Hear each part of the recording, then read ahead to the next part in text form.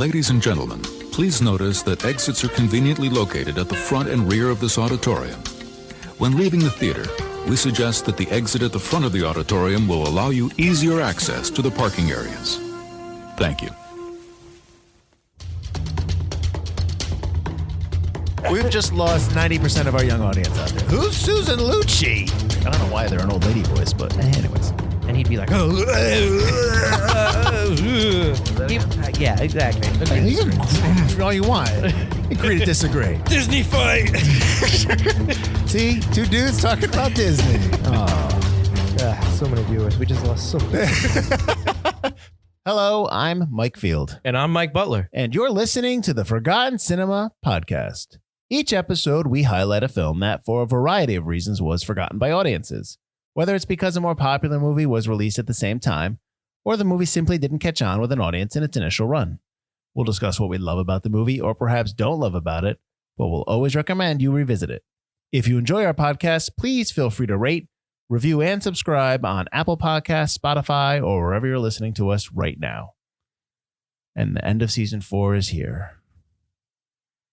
There she goes. There she goes again.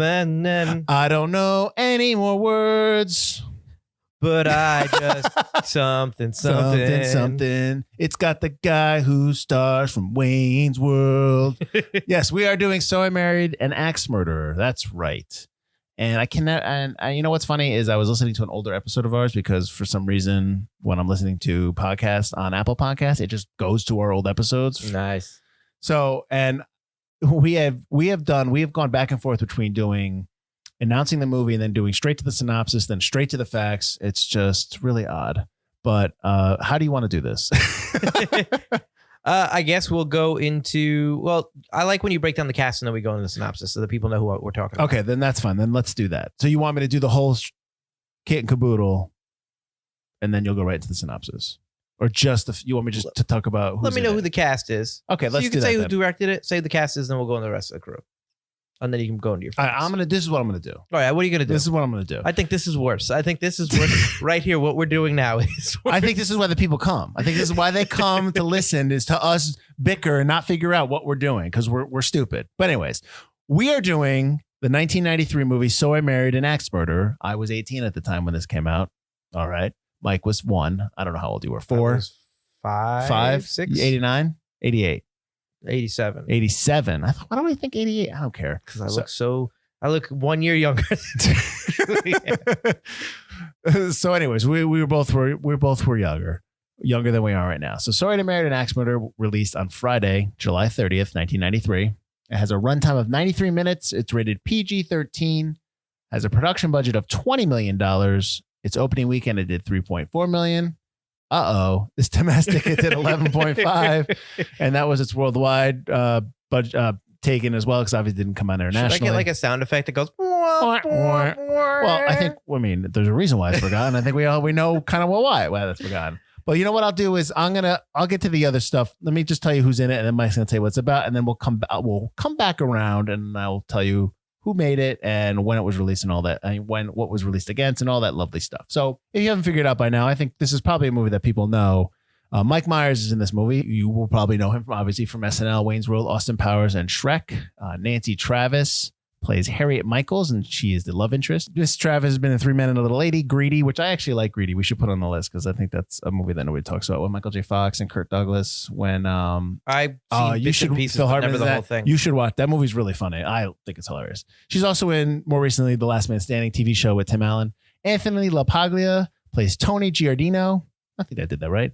He's from Empire Records, the TV show Without a Trace, and he more recently Annabelle Creation. You don't see him a lot lately.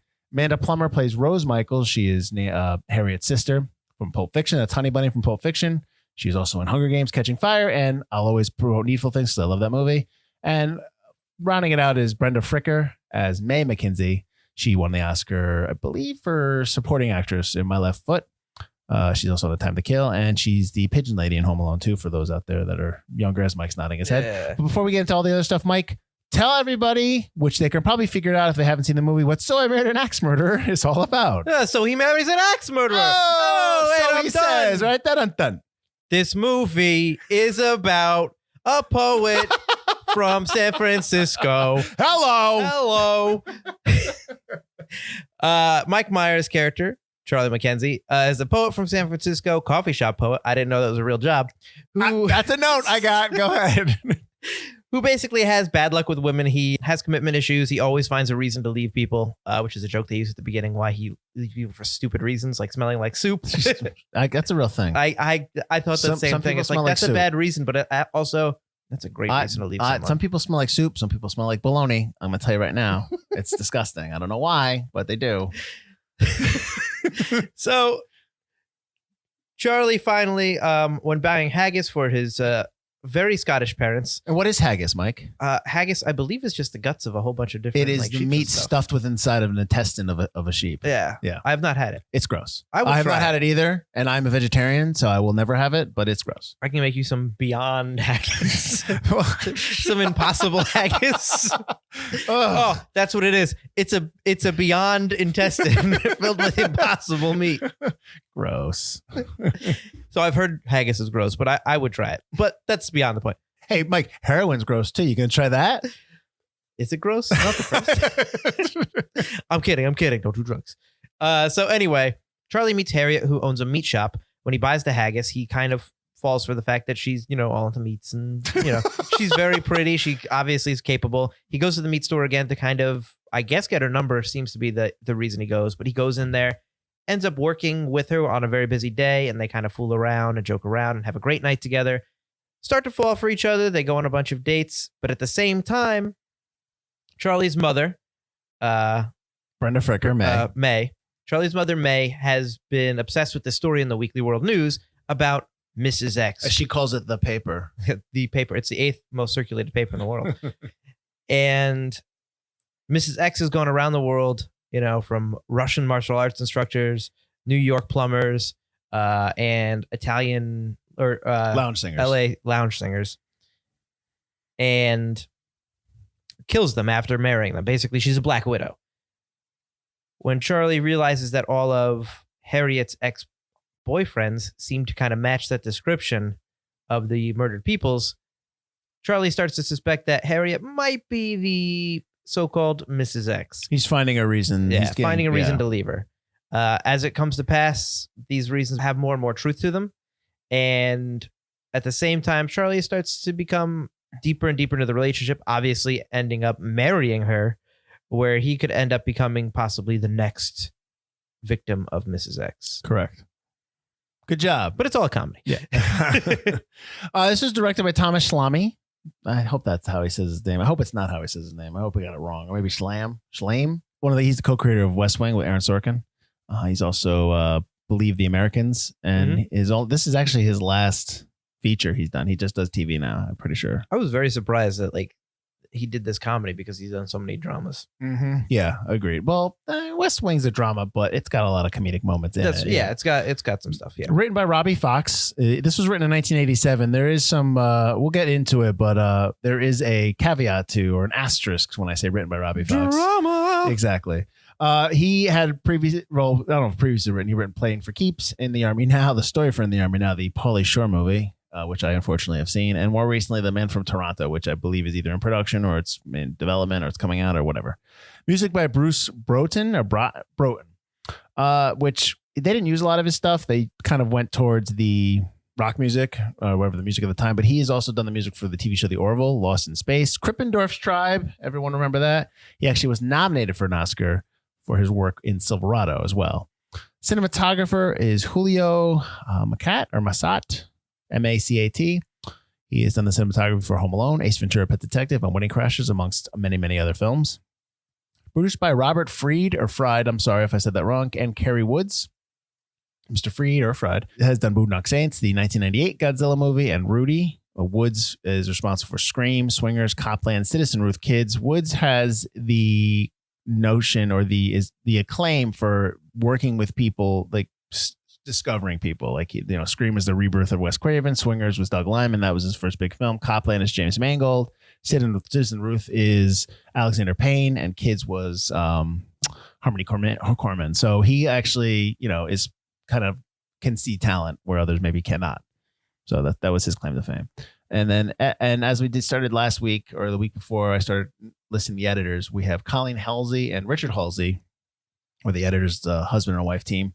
Colleen has done Sister Act, D3, The Mighty Ducks, and Edward Scissorhands. Mr. Halsey, Richard, has won an Oscar for Rocky, for editing for Rocky. Dreamscape, which I think we should put on the list here. Dragnet, and I always like referencing Sorority Boys, and Sorority Boys.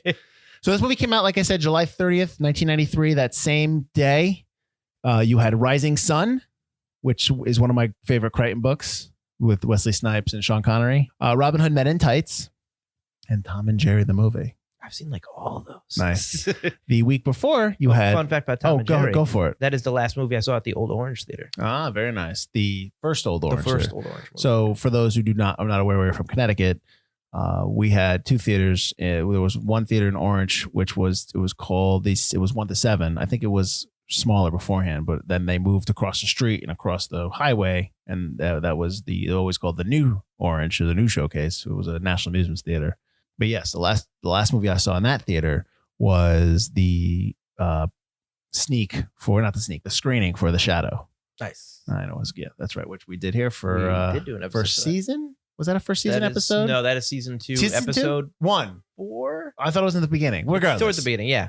We if you like The Shadow, we did too. So we talk about it in our previous seasons.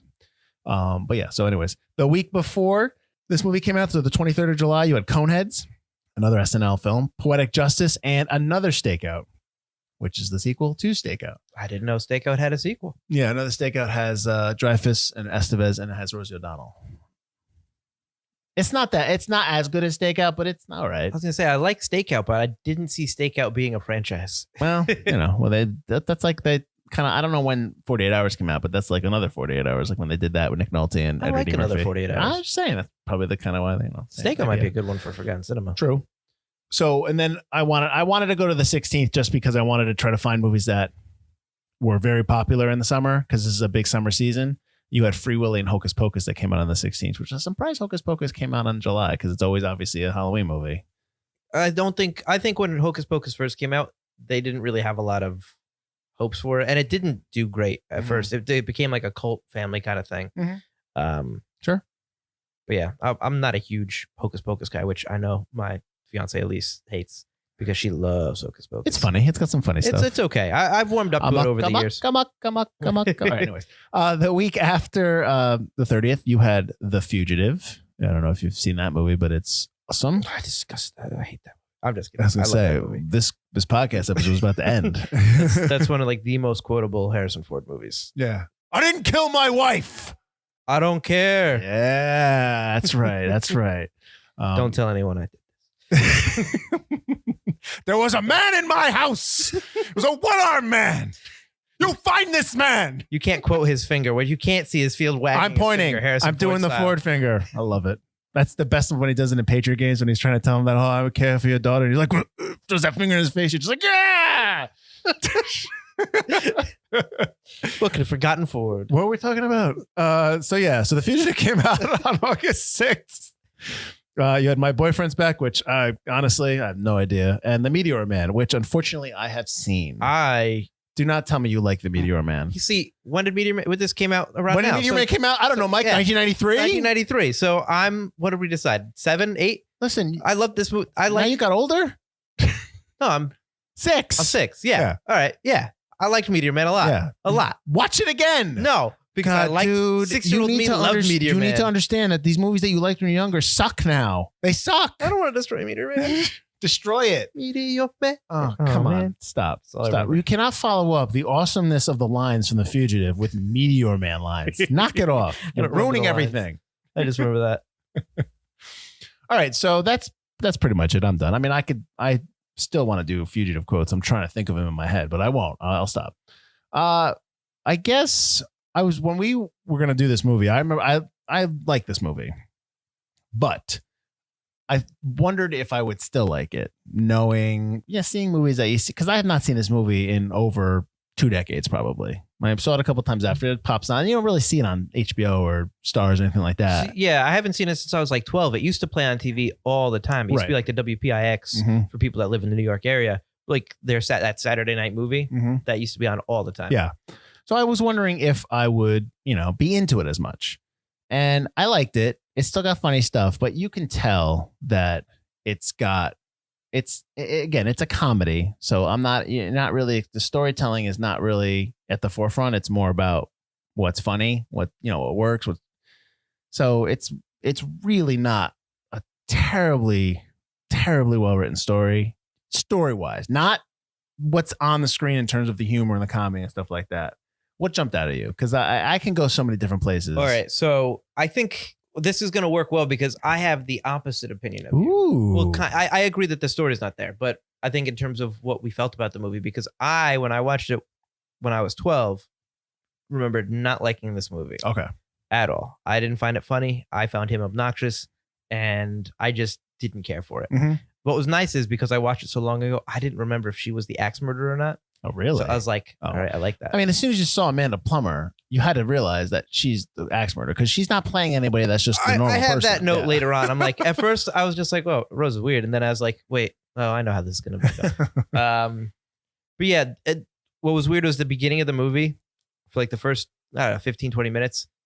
I didn't laugh at any of the jokes. I was just like, this this is what I remember. This kind of sucks. But then I started laughing at pretty much every joke after that. And I was like, all right, I think I've warmed up to this movie. Okay. Interesting. What I noticed in the beginning of the movie was two things. One, the 90s font titler that was clearly they were using. Shaking at the beginning. Well, you're talking about the shot? No, the helicopter shot. When the screen is black and the titles come just on the black screen, they're shaking. Yeah. And I was interested about the opening shot because clearly, obviously, they started off with they were trying to do this like zoom in kind of helicopter shot into like this like story of what's happening. Yeah, so that's fine. But then when they get to the Poets Corner, well, no, it's called Rhodes. I'm sorry. When they get to Rhodes, Jack Kerouac Drive or Avenue or whatever. Yeah. In San Francisco, this movie takes place in San Francisco, and it's shot in San Francisco. Clearly, the crane comes down, and it's a guy's on the crane. It's handheld. He steps off, and he walks into the shop. And then all of a sudden, I mean, they do have cuts. It's not one shot. They do kind of like mass cuts. And then you have the coffee on the platter, and it's and you meet Mike Myers and all that stuff. Mm-hmm. It's a nice shot. But my question is, why? Like, I wanted to know the motivation behind that shot because it was just like, it was almost like, oh, this would be a really cool shot. But it's like, but it's a shot like that. You're introducing kind of like, you're trying to introduce the world. You're trying to introduce the story, the world that you created around your story. And really, you're just going through the shop and going to he's getting a coffee, and then so he can make his joke, which is, I ordered the large cappuccino, whatever it was. Yeah. So Hello. He did that a couple of times. Yes. Excuse me, miss. There seems to be a mistake. I believe I ordered the large cappuccino. Hello. He did. But so I just was questioning the reasoning behind the shot, but it's a great shot. I do like that you follow a coffee from being drank by somebody else and poured and washed, to being drank by somebody else. Yeah. If more of those characters in that coffee shop were used throughout the rest of the film, that would make sense. Right. That would be a nice introduction. That's something like, that's a shot that you do when you introduce like a play, or a movie that could be a play or was a play, because you get all your players right at the beginning. But films don't usually work like that, but neither does So I Married an Axe Murderer. Some of the characters you don't meet for quite some time. Right. So yeah, it doesn't really make sense when Mike Myers and his buddy are the only ones that you meet right off the bat. So real quick, let me, go through the screenplay stuff, the script stuff. So Robbie Fox wrote this script in 1987, and it was supposed to be for Chevy Chase. It was more about paranoia than it was commitment. Because in this movie, McKinsey's more concerned with the commitment of having a commitment in a relationship, not he was paranoid about something. And then, so Myers comes on, and Myers wants to change the script, and he wants to add. I have the note here. He wants it to be more dramatic, and I'm like, what drama? Drama? Where? What part of the where? Regardless, so Myers and his, his writing partner Neil Malarkey. I hope that's his real name. Who's written Austin Powers, Spice World. He's obviously done he works with Myers. Yeah. They rewrote the entire script. And Fox was asked by the producers to consider a new set of credits where he would get story by and co-screenplay. And now obviously they would give Malarkey the other, the screenplay credit. Yeah. He refused, went into arbitration, and the WGA basically said, no, Fox is getting the sole credit. That's it. and that kind of upset Myers. And I understand that. Yeah. I understand. I actually understand both sides. You know, you wrote a script, you come in and just change everything, and now you want to rip his credit away, which is probably a big credit for him. Yeah. I get both, but also you did all this work, so I understand both sides of that. But right off the bat, now you have a script that was completely rewritten and changed. So now you don't have. I mean, sometimes that works, but more often than not, it kind of is to the detriment of what's on screen, which I think maybe kind of contributed to what I was saying when in terms of stuff didn't really seem solid. It was more about what's funny. I mean, there's two separate sets of montages in this movie. There's a montage when he goes into the butcher shop and he just kind of casually tosses out there, oh yeah, my father was a butcher, so that he can be there. So let me help you out. So he can have that whole scene when he's back there playing around, which honestly, he did no work. He was just goofing off the entire time. Yep. And then the second montage, which was the relationship montage, to get to the point where he could be in love with her. They could, you know, because they just meet. They kind of skip over all that. You kind of need to, though. No, I get that, but that's like montages are in there to kind of hurry up storytelling. Speed the story along. Right, yeah, exactly. But it's a comedy, so you want to do that. You want to get to the comedy, which I get. I you know, even though I'm making a claim that it seems like I'm against it, I understand why you put it in there. Mm-hmm. That's all I'm saying. Okay. And I'm done. Yeah, I mean, there's a lot of comedy that doesn't work for me. Like I said, the first 15 minutes of comedy, like I just didn't like. So you didn't like his whole, just kind of like him talking to LaPaglia's character, Tony, about how he's dressed like Huggy Bear, which he says the joke twice, which doesn't work. Yeah, I don't like that. Although I do like everything else with his character. Sure. I like Tony's character a lot. I The really stuff in the like- Police Precinct is great. The stuff with him and Arkin is really funny, and it's like a different movie almost. That's one of my notes is I would love to see that as just a film, that as a concept to Right. the film. And there's a lot of cameos in this movie. There are, yeah. Charles Grodin, Phil Hartman, Debbie Mazar, Stephen Wright, Michael Richards, and then Alan Arkin's. He's uncredited. He's considered a cameo, and that's great. You got a lot of night. Phil Hartman's funny. And Charles Grodin. I said Charles Grodin. That's the did you first say one I said. Charles? Yeah, Okay. they're all funny. But I love when I'm reading the notes and you do the research online. You type in stuff. Yeah. Every single one I go, it's like all these people wanted to Work with Mike Myers. work with Mike Myers. It's like, number one, Phil Hartman already worked with Mike Myers, so that's a lie. Well, he was probably his buddy. He's just like, yeah, sure. Yeah. And number two, Grodin and Wright and Arkin don't have scenes with Myers. So you tell they're not even in the same scene with him. So really? Oh, you really want a chance to work with him? Well, you're not going to. You're going to work with LaPaglia. Oh, whatever. Yeah. Give me a break. And who's your scene? Where's Mike? Yeah. Oh, he's coming. Give me a break. It's the revisionist history. But Michael Richards is doing Kramer almost. Oh, absolutely. He's doing Kramer. Which I'm okay with. I'm a bad guy. All right. Oh, that's your job. Everyone's just got to stop and look at me. That's what you do. You win, okay? I'm a bad person. Hey, oh, yes, come on, I'm a take bad it person. easy, will No, ya? he's saying I'm insensitive. He's saying I'm a shit. He's not saying you're a shit. Did they mention the wife? Saying- Did they mention the wife? No, they didn't mention the wife. You happy? Yeah. Oh, yes, I'm insensitive. I'm a very insensitive man. Stop your job. Look at the insensitive man. That's what they're paying you for. I love Phil Hartman, and I know we were just talking about it, but I love Phil Hartman, and even in bad movies, Phil Hartman is awesome. Nancy's the best. So Machine Gun Kelly had what you had A bitch. Who could you call a bitch? In this particular cell block, Machine Gun Kelly had what we call in the prison system a bitch. And one night, in a jealous rage, Kelly took a makeshift knife or shiv and cut out the bitch's eyes. And as if this wasn't enough retribution for Kelly, the next day, he and 4 other inmates took turns pissing into the bitch's ocular cavities. Phil Hartman, when he was murdered, for those who don't know, Phil Hartman was murdered by his wife, and she killed herself, unfortunately. It's obviously terrible. But when that happened, I was so down that day. And I thought I was actually in New York City at the NYFA, New York Film Academy, with a buddy of mine. We were doing that for the summer. And I found out, like, while we were there, I was just like, oh man, this sucks. It was so depressing. Phil Hartman is awesome. And if you haven't seen News Radio, you should. He's fantastic in that. He's fantastic in Saturday Night Live. I'll get off my Phil Hartman soapbox, but he's really good. But we'll get back to the movie. Sorry. It almost seems like the beginning of the movie, the comedy, is different from the rest of the movie. Like they didn't know how to start their film, and then it kind of takes off. I felt. At some point, you have to wrap up the movie. You can have all your jokes. Well, I mean, you even have to the wrap first, up the storyline. even just the regular, like the first 15 minutes, like that comedy sucked. Like nothing was funny. Because I'm trying to remember what was in the first 15 minutes, and you It's like had him at the coffee shop with him being a beat poet. Which, granted, that's not a job. You're not getting paid for that. It's an open mic night. What do you do? He has no job. San Francisco is one of the most expensive places to live. I don't understand. I don't understand. I was sitting there going, "What's his job? What does he do? Coffee shop poet. That's not a job. Coffee shop poet. It's in the synopsis. I'm calling horse shit on that. That's not a job. This is my job. My poems are the same. I have no cadence. And he doesn't. He doesn't sound. He doesn't look the part of a beat poet. Do you know what I mean? Oh yeah, and he's putting on a voice. It's almost like he's making fun of beat poets. Yes, exactly. Which is a spoof movie, like a spoof movie kind of voice. He looks like just some basic white dude. Yeah, basic.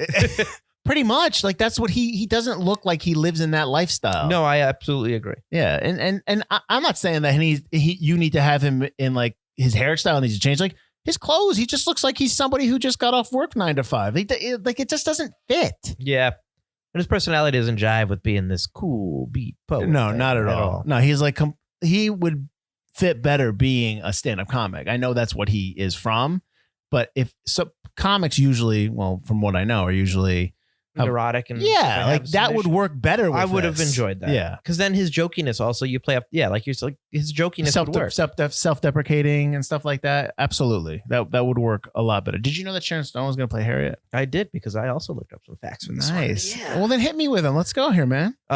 Sharon Stone was cast. She turned it down. Well, she turned it down because she didn't want to. She wanted to rewrite the script a little bit. She wanted to be both roles. She wanted to be both play sisters. the sister, which is why. Because why? Because Myers is doing the father, That's so you right. had to do power She play. wanted to do it. Yep. You want to know a fact? How about that Nancy Travis cut off the tip of her finger? I saw that because I was watching the movie and there was a scene. I know they referenced the scene at the end of the movie when she takes the rings out of the powder and you see her fingers got the Band-Aid on it. But there was a scene when they were in bed together earlier, 20, 30 minutes earlier in the movie, and she was touching his face. I'm like, why does she have a Band-Aid on? Why would you keep that in the scene? It was like upsetting me. And then I read that, he was, go ahead, how she cut off her finger. So they're at the butcher shop, which she went to a butcher to learn how to butcher, and the butcher told her to make sure she was always paying attention when she's cutting anything. She's cutting vegetables in the scene, gets distracted by Mike Myers joking around. Correct. Cut off the tip of her finger. Yeah. Goofball. And then I guess she's yelling, cut, cut, cut. So they're just thinking, oh, cut, like, cut the scene, stop filming, not realizing she means I cut my finger. That's too bad. Well, she survived it. That sucks. I've had the tip of my finger cut off. It sucks. Well, you were not paying it. Were you at a butcher scene and Mike Myers came in and distracted you?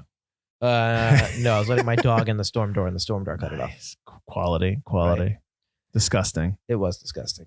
I have there's a whole bunch of actors who were almost got the part that Mike Myers ended up getting. Please, they're all like that. Well, if this was written in '87, this script has probably been floating around for 6 years, so it was probably on everybody's desk. Well, I know Martin Short got offered it, but he didn't like the character. And like you said, it was written by Chevy Chase. The one person I was surprised about that they wanted for the role was Albert Brooks, who would have been. He's older. He was older than Myers. Than Myers. So that's why I was like, I like Albert Brooks, but it would have been a different kind of movie. The original, and I think Woody Allen also was offered the role, right? Because the original screenplay, when I said it was more about paranoia than commitment, it was also the character was a Jewish man. So that was where the paranoia was coming from. That was kind of what the original writer wrote it as. So that's probably why they were approaching Brooks and Allen. So I'm sure Myers probably saw something good in it, and I needed a vehicle because this is. I don't know when he left SNL, but this was probably right around the time and when he was kind of moving on. Because when was Shrek? 2000? No, Shrek was 99. I'm pretty sure. So then when was Austin Powers before or after Shrek?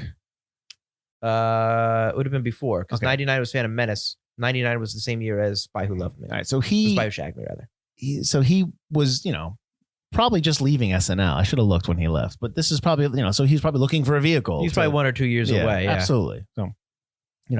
Just Phil Hartman had to work with him. I hate that note. You're really big because on it bugs me because that's revisionist history where somebody writes that down there. Oh, they just wanted a chance to work with him. It's like, who wrote that? His publicist? These people, they weren't even in the same scene with him. Sorry, I'm back to an old thing. All right, you ready for a fact? You ready for me to connect to old episodes? I know what you're gonna do, but go ahead. All It's right. the car, right? The car. It's a couple things, not just the car, Ooh, but all yes. So the car that Mike Myers' character Charlie drives is the same exact car as Robert Redford's car in Sneakers, which we just did 2 episodes ago. Well, they were shooting at the same 'Cause time they almost. were, Yeah. shooting in San Francisco almost at the same time. So they used the same car. Sneakers. Sneakers. Go back and check out that episode. Also, all right, you ready for this? Go. The Poet's Corner or whatever it is, the big fancy estate that they go to at the end for their honeymoon, Yep. is the Dunsmuir estate, which was from the movie Burnt Offerings, which we also did during our Halloween episode in season 2. What other movies? The Dunsmuir house is also used in. Hold on, I've got. Dun, dun, dun, View to a Kill. dun. There you go. Dun, dun, dun, dun, dun, dun, dun. And was the movie gonna do Phantasm. that. Yeah. Good job, Butler. Yeah, Good job. that's right. I got facts this time. Nice job. Why am I here? What am I here to do that? You're here to complain about how people wanted to work with Mike Myers. That's revisionist history. That's all I'm saying. I'll continue to do fugitive lines. How about that? Well, let's go. What are some of your favorite lines from this film? Oh, well, everyone. I mean, come on. If you don't like any of the lines that when he's playing his own father, because Myers plays Stuart McKinsey, his dad, Which is loosely based on a Saturday Night Live character as well. Well, it's based on his father dad in real life, but yeah, he also exactly. did the character on Saturday Night Live.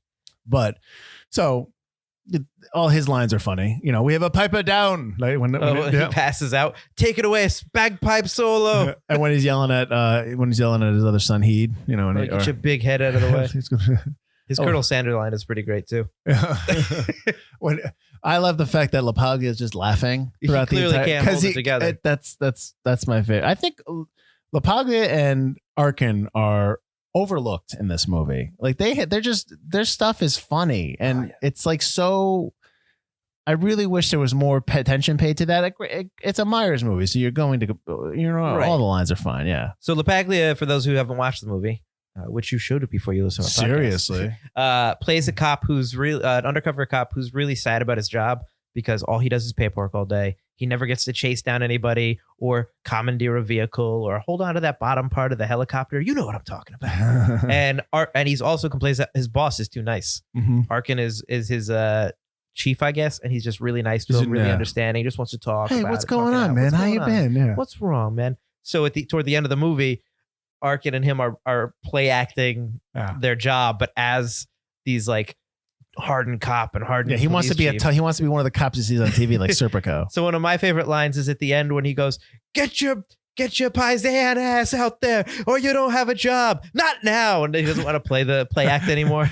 Was it too much with the ethnic slurs? No, it was fine, but it's paisan, not paisan. I gotta go. You screw this one up, pal, and you'll be writing parking tickets for the rest of your life. You got that? Captain, I won't let you down.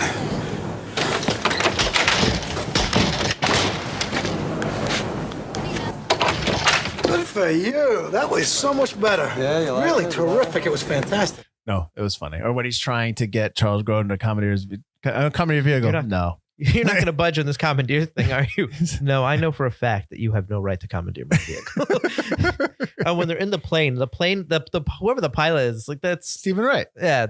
I meant like the character. I didn't right, get the right. character's name, but the pilot stuff is really great. When are we going to get there? Shouldn't take long. Actually, I have no concept of time. I had this nightmare. I was just born. I was 8.5 months premature. Doctors were freaking out. When he gets to the hotel and he has Harriet and Tony's interrogating, when all you hear is the axe on the roof, he's like, "No, we're gonna be here all night." We could do this down here. We could do it at the station. I didn't like, if we're gonna let me go right to the end. There's one thing I didn't like at the end is when Myers breaks the fourth wall and After he kicks they're kicking each other in the groin area and he looks to the camera. That bothers me because you haven't done that all movie. Again, I know this is probably a theme. You haven't done that all movie. You're doing it now. That's like, that tells me that, you know, it'd be funny if I look to the camera in this. Yeah, that'd be like, there's a quote. I have a quote, but I have a note here that there has long been rumors that Myers was very difficult to work with on the set of this movie. Whether that's true or not, I don't know. And honestly, who cares at this point? It was 30 years ago, 30 years ago. Yeah, over 30 years ago. Mm-hmm. that he would lock himself in his trailer, wouldn't come out, blah, blah, blah.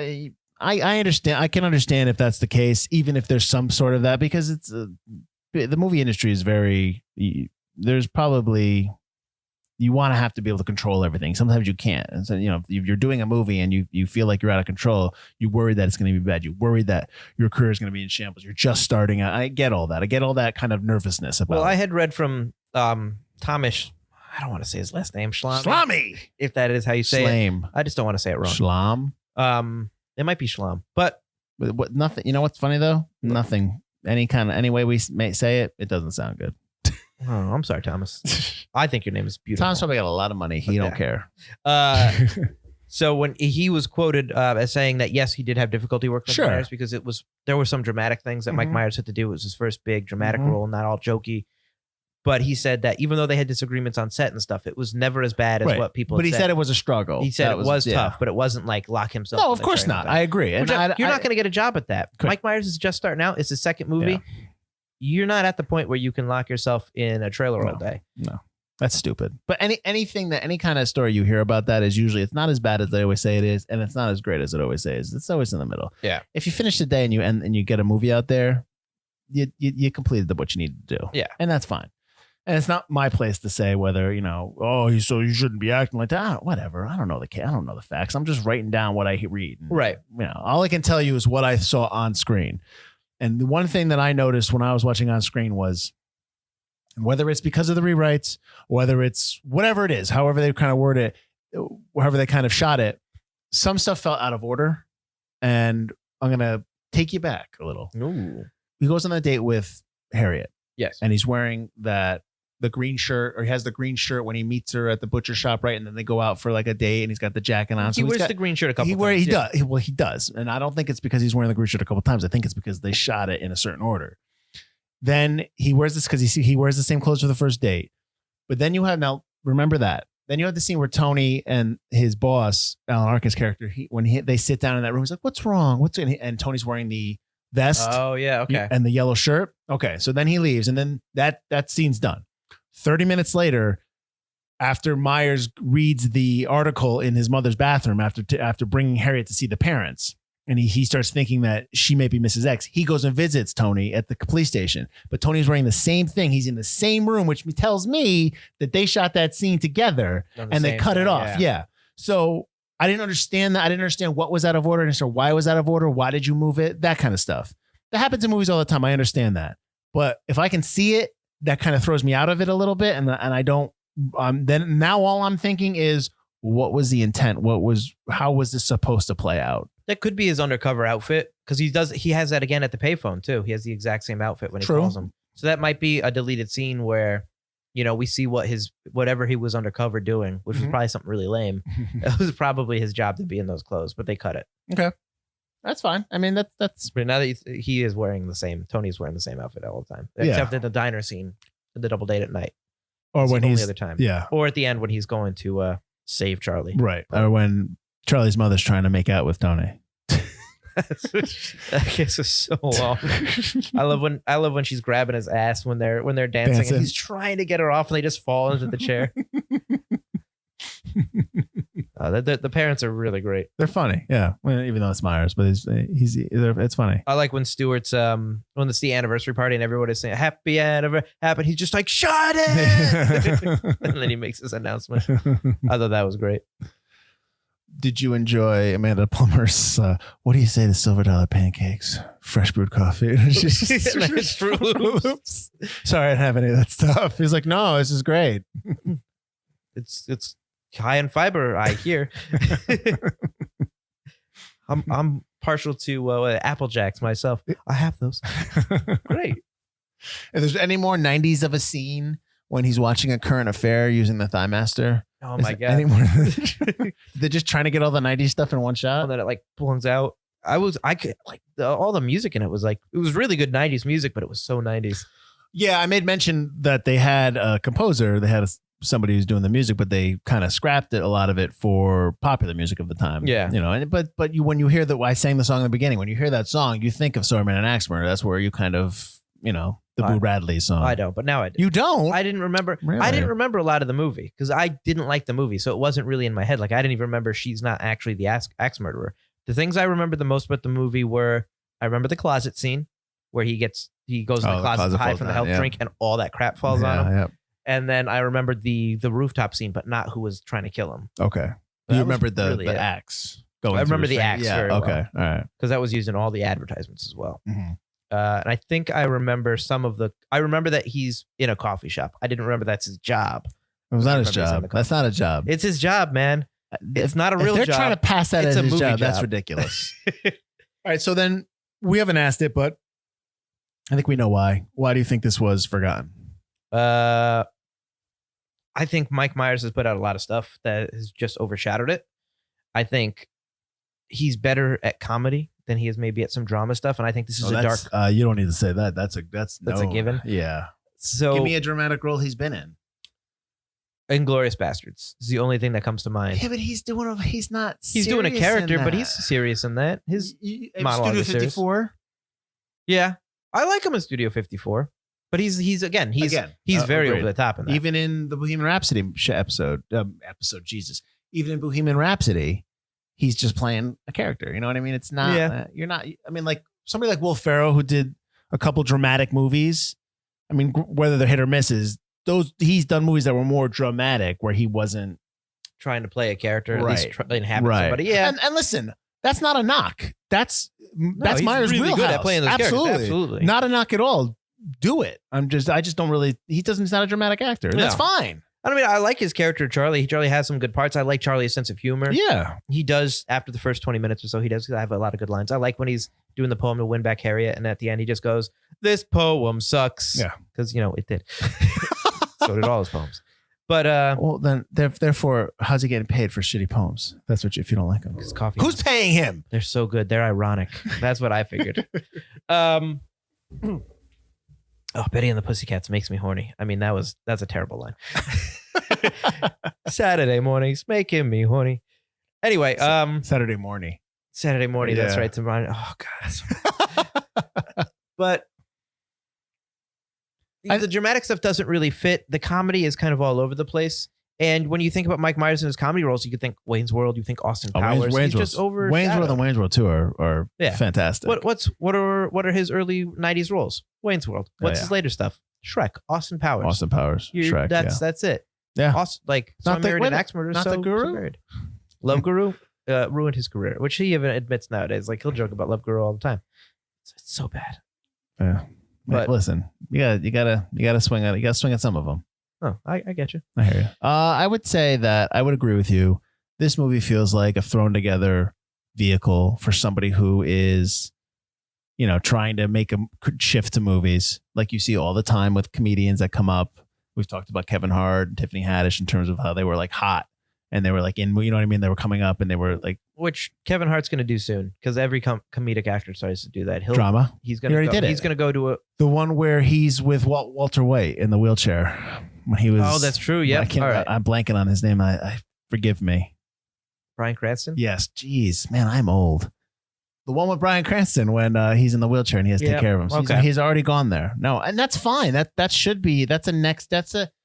You should definitely take that step, but Oh, yeah. to see if you can do it. If you like Kevin Hart has proved he can do acting movies, I would do the same thing. Let me try something new. See, but me and you are both under the same idea and I always bring this up with Jake Gyllenhaal when he was in Moonlight Mile with Dustin Hoffman and he asked Hoffman for advice and Hoffman said, go do stage, go do theater. And I feel like with actors, it's different though, because he's kind of done it's not stage acting, but he's done stage work. But I think that's a level of performance that you should experience to understand the differences between a film performance and a stage performance, just to understand what goes into each. Right. But also you're doing stuff you're doing stuff on stage performance wise that you're getting immediate reactions and you're knowing what works, what doesn't work, how you need to perform. You need to work on your character. You know all this. I know you don't. I'm not telling you anything you don't know.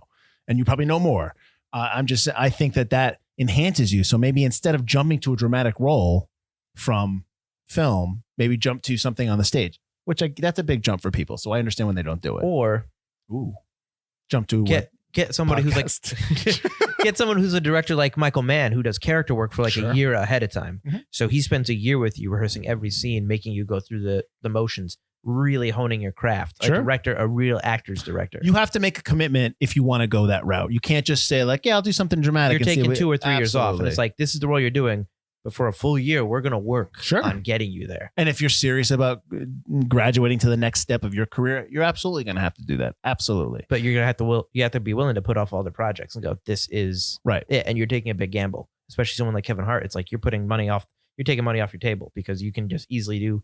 Oh, he 5 could do or 6 a comedy movies right now. Absolutely. And he's super popular. Yeah. Absolutely. And you know what? I can't knock doing that. If you know that that's easy money, go for it. Sure. Do it. You got to want the other stuff, which is fine too. And I can't remember the name of that movie too, the Bryan Cranston movie. We had it. I can't remember the name of it. I never saw it. I wanted to, but I never saw it. We didn't have it long. Yeah, I think it came out during like awards. It was like a whole bunch of stuff came out during this That's time. last year, not even this year. It was last year. Yeah. I've heard it was good, but that's fine. Yeah. Again, but taking it back to Mike Myers, he never really took that full commitment. So he went kind of halfway on this one. Listen, and it didn't really. He didn't need to. He's got two huge IPs in Shrek and Austin Powers that he doesn't need to do anything anymore. I did notice he does say evil like Dr. Evil. Oh, of course. You can tell all evil's from his, Well, isn't he like? I saw somewhere that the Dr. Evil character was kind of taken from Carvey, and they had like a little issue with like Dana Carvey. Yeah, he was doing an interview either on Howard Stern or something like that, and Dana Carvey said he would do that character in the offices of SNL, and Myers took it without really, and it was kind of like a source of contention because he really didn't say like, hey, can I use this? He just kind of used it and it became his own, and whatever, that's fine. It's, I guess, but Carvey's kind of moved on from that. But I did read that was kind of that was more of Carvey's impersonation that he grabbed. Interesting. And you like that? You like that? Listen, I don't like that, but I like that. I like that fact. Yeah, I think this movie is also steeped in the 90s. This is one of the most 90s movies I've seen that take place in the 90s, other than New Jack. So I think that kind of hurts it as well. The younger people who didn't grow up in the 90s aren't going to appreciate the giant jackets. It's not a strong enough film to last a generation for people to, oh, this movie's so good, you should watch it. It's not on all the time. It's not going to have that continuous where you always see it on, like I said, HBO or even like TNT or anything like that. It's kind of taken off when in the 90s it was on all the time. Right. And now they kind of took it away, which I kind of understand because it is steeped in the time. But I would say I like this. I went in when you put it on the list, I was like, this is going to be a Fight Club because I remember not liking this movie. But again, I was younger, so I revisited it like we always recommend doing. Absolutely. And I enjoyed this quite a bit more than I did before. The first 15 minutes still suck. But hello. Oh God. He kind of does tone it down. I almost wonder if that coffee shop stuff is the beginning. Was the first stuff they filmed, and then they kind of went off from there. Well, you introduce his character. You introduce the fact that he just broke up with somebody, why he breaks up with people because he has lack of commitment, and then you meet his best friend. I think that's the opening. I get that, and I'm just saying I think they filmed that first as well. Oh, It does set up his character very well.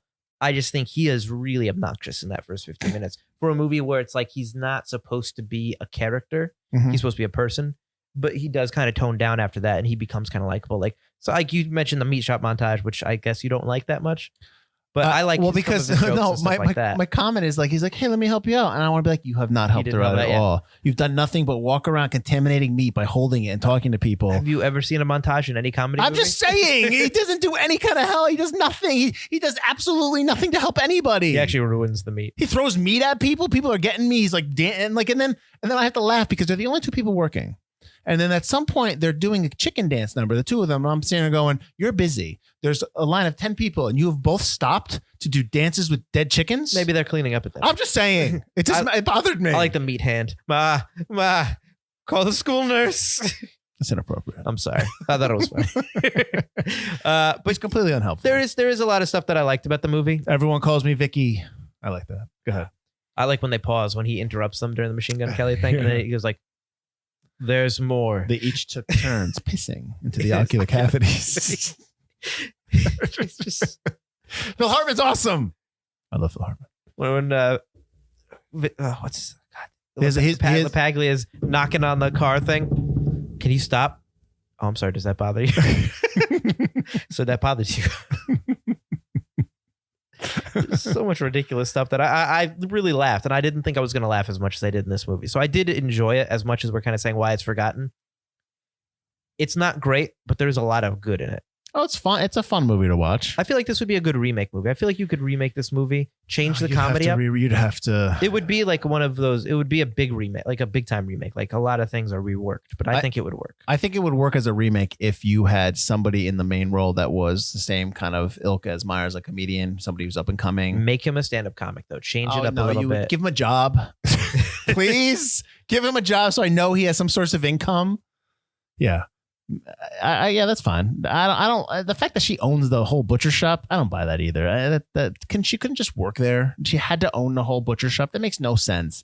You can't have one person. Right now, I'm getting this. I shouldn't really criticize a comedy so much as I am. I guess it was a butcher shop too. No, it is. Yeah, but they filmed it, and now it's a pizza place. I guess as of 2013. Well, that's good.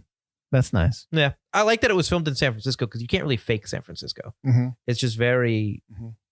It's got its own aesthetic that you really can't fake. Not that you can fake New York City, which people try to do, but it's a little easier when it's just tall buildings. Yeah, it's always nice when you're on location and you know the location and you're like, and you can feel that, like, yeah, that's it. That works. It's not generic. You know you're in San Francisco. Correct. Right. Absolutely.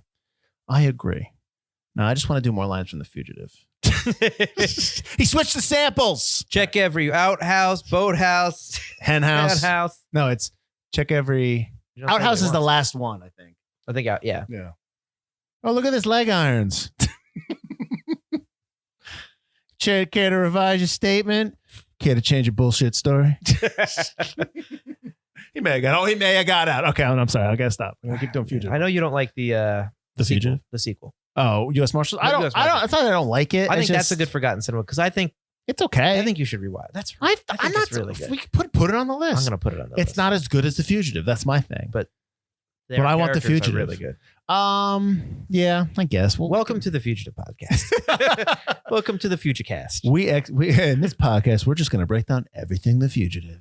327 episodes based on The Fugitive. Just did a Peter Pan right off the edge of this. Boom, bang. All right. I think we're done with this movie. Can we talk about The Fugitive? Because it's really good. I just want to end with one more thing that made me laugh, and it was so dumb. Okay. When he's watching the TV, he's waiting for the Murderer series to come on TV when he's using the Thigh Master. Right. And they talk about the iguana that's stealing everybody's hearts. And the tagline for the title of the article they're going to do in that newsreel is called "Iguana be in pictures." I lost my mind for no reason at all. I thought it was the funniest thing.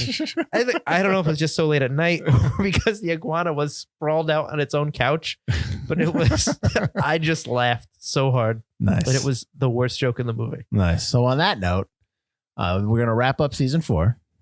This is, hey, we'll be back. Forgotten Cinema will return in season 5. But before we tell you what's going on in season 5, I guess we did this at the beginning of the first episode of the season, and we're gonna do the last one. We're just gonna do a quick plugs of what we were up to. I'll go first. So basically, at this point now, you know what? Hang on. Sorry, because I just forgot we talked about what we're gonna talk about. So I know everyone knows that I'm a writer. If you go to michaeldfield.com, you'll kind of see all the stuff I've done. You'll see some of the videos and some of the scripts I've written, some samples of scripts I've written. I have 2 books out right now. You can get them at Amazon, either in ebook or paperback. They are part of the Adam Parker mystery series. First book is Adam Parker and the Radioactive Scout.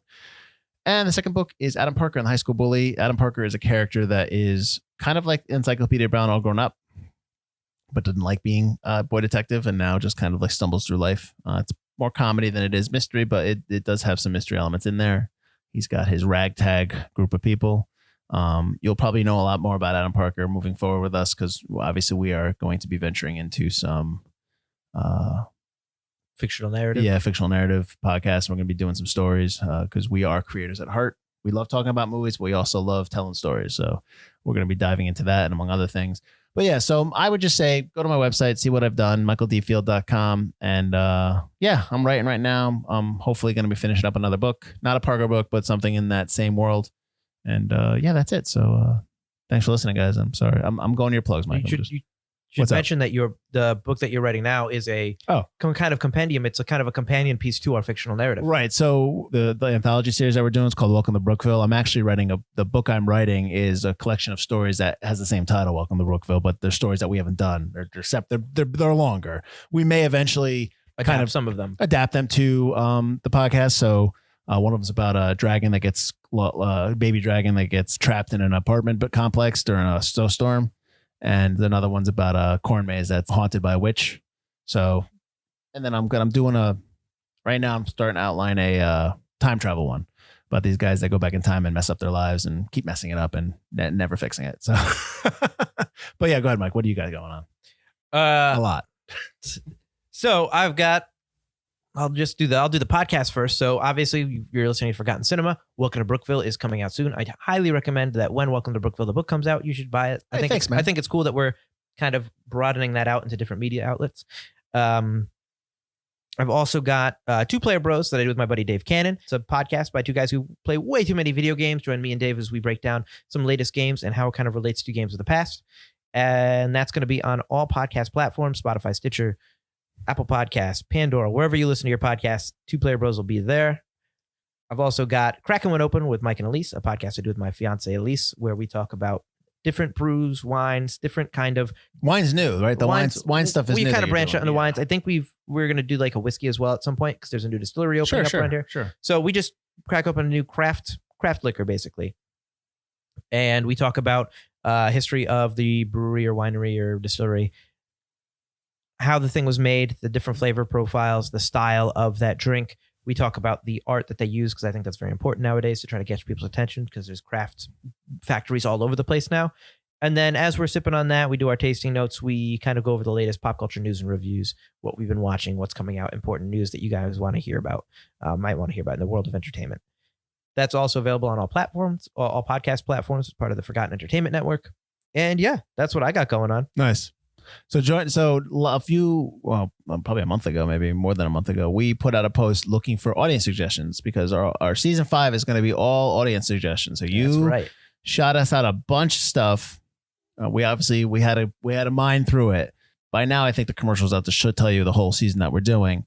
Don't be worried that if we didn't do your episode, we still have it written down. We're going to try to, we do suggestions throughout the other seasons. We're just doing a whole season of just what you pick. Suggestions, right? Correct. So we're gonna start off next week with our first week. It was gonna be The Man from U.N.C.L.E. Yep. The remake movie that starred Henry Cavill and Armie Hammer. Armie Hammer. Yep. Which we did the Lone Ranger episode. You probably remember that. Yeah. Just trying to bring it back. So that's that was recommended to us by one of our employees, Zach Goodridge. And hopefully we'll have some audio from Zach where he'll tell you why he wanted us to do it. And hopefully it's a good reason, not just, I just like the movie. So, well, I also just like that movie. Well, no, and yeah, I got Mike, you're supposed to wait until the episode for you to tell people if you like it or not. I'll delete this. So that's next week, The Man from U.N.C.L.E.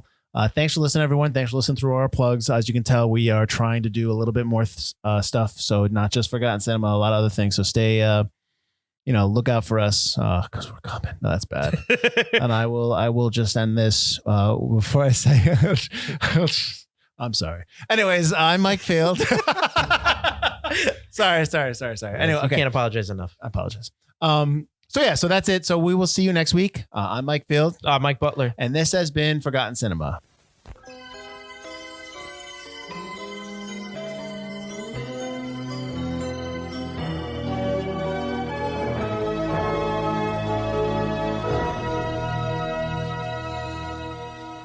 It was a one-armed man. You find this man.